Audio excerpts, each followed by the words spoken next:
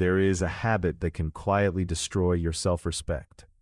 Not with one big moment, not with one dramatic failure, but with something so small, you almost don't notice it happening. You tell yourself, tomorrow I'll start.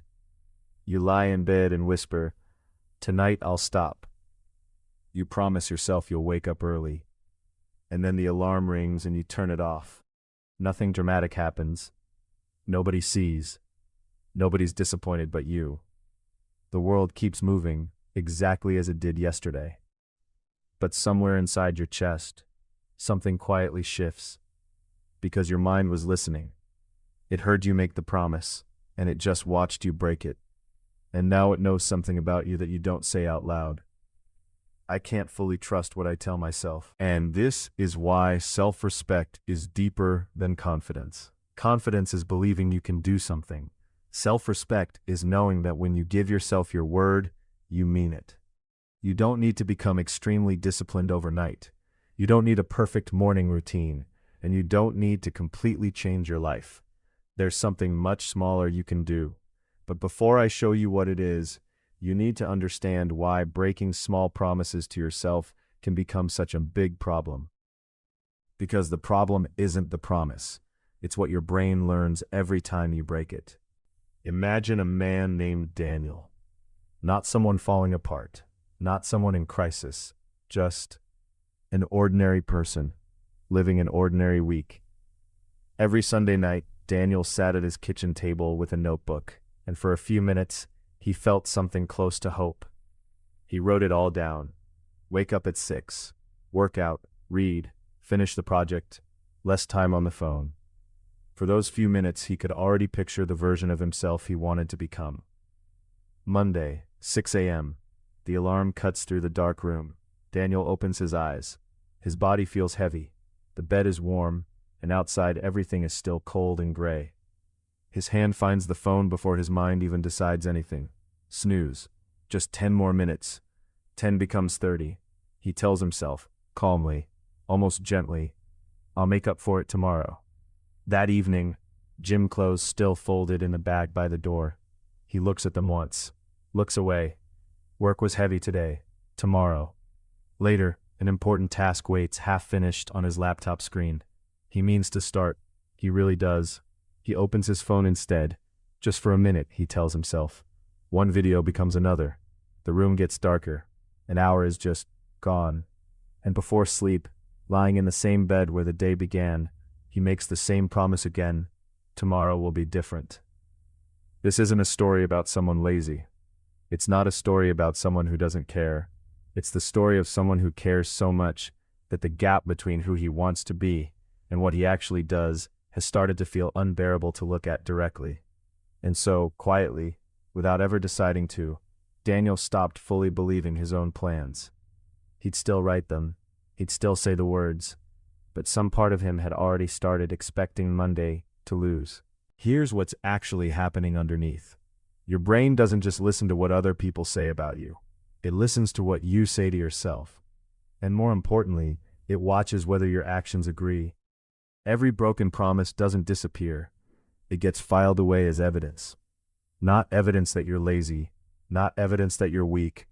Evidence, quiet, cumulative, that your own word isn't fully reliable. And here's the part that hurts most. You can feel this happening even when you can't name it. That heaviness before you even start a task. That small voice saying, you probably won't finish this anyway. That's not random. That's memory. That's your mind pulling up the file of every time you said I will and didn't. This is why motivation alone stops working after a while. You can watch every video, write every plan, feel every burst of inspiration at 11 p.m. But if your actions keep contradicting your words slowly go quiet, and eventually, you stop even making promises, because somewhere inside, you already expect yourself to lose. That's not procrastination anymore. That's a trust problem, with the one person you can never walk away from. Look at the cycle. You make a promise, then discomfort appears. You delay, you escape, you feel temporary relief, then guilt arrives. So you promise yourself you'll do better tomorrow. Tomorrow comes, the same discomfort appears, and the cycle repeats. Promise, Discomfort, avoidance, relief, guilt, another promise. And every time you repeat it, the promise becomes a little less believable.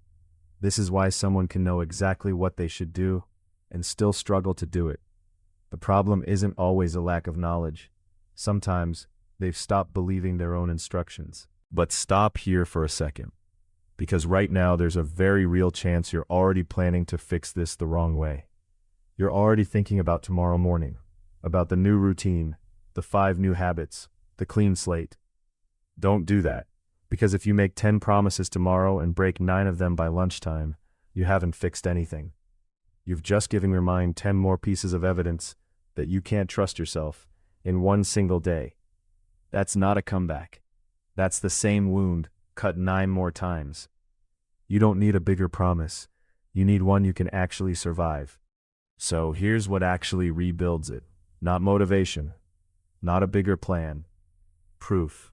For the next 7 days, make exactly 1 promise to yourself each day. Not 10. 1. And make it small enough that the version of you at your worst, tired, unmotivated, distracted, can still keep it. Not exercise for an hour, 10 minutes. Not finish the whole project. Work on it for 10 minutes. Not never touch my phone again. 30 minutes, phone in another room. This isn't about achievement. It's about rebuilding the wire between your mouth and your hands. Because the goal was never to impress yourself. The goal is to give your mind a new file to pull from. One where I said I would is followed by, and I did. But there's one rule you cannot ignore. Your promise must be specific. Don't say, I'll be more productive. That's too vague. Say, at 7 p.m. I'll sit at my desk and work for 10 minutes. Don't say, I'll take better care of myself. Say, after dinner, I'll walk for 10 minutes. Don't say, I'll stop procrastinating. Say, right now, I'll work on this task for 5 minutes. Make the promise so clear that there is nothing to negotiate with yourself about. Because every time you negotiate, you give your brain another opportunity to escape. Let's be honest about what tomorrow will actually feel like. You won't wake up inspired. There's no guarantee of that. You'll open your eyes, and the same tiredness will be there. The same voice that says, just this once, it doesn't matter.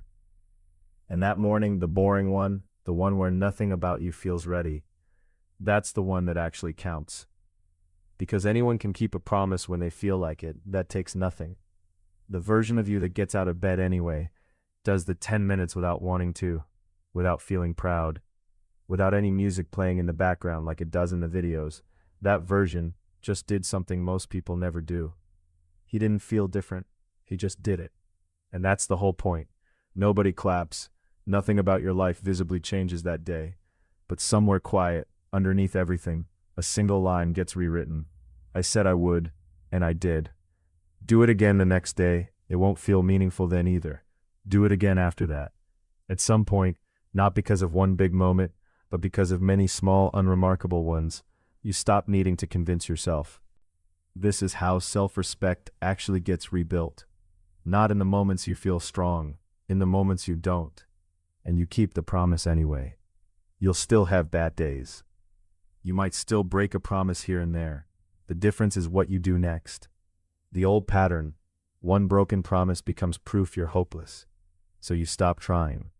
The new pattern, one broken promise is just one broken promise. You make another, smaller if you need to, and you keep that one. Slowly, without announcing it to anyone, your relationship with yourself starts to change. Your own words start meaning something again. And a person whose word means something to themselves is very, very hard to break. So tonight, don't promise yourself you'll become a different person tomorrow. Don't say everything changes starting now.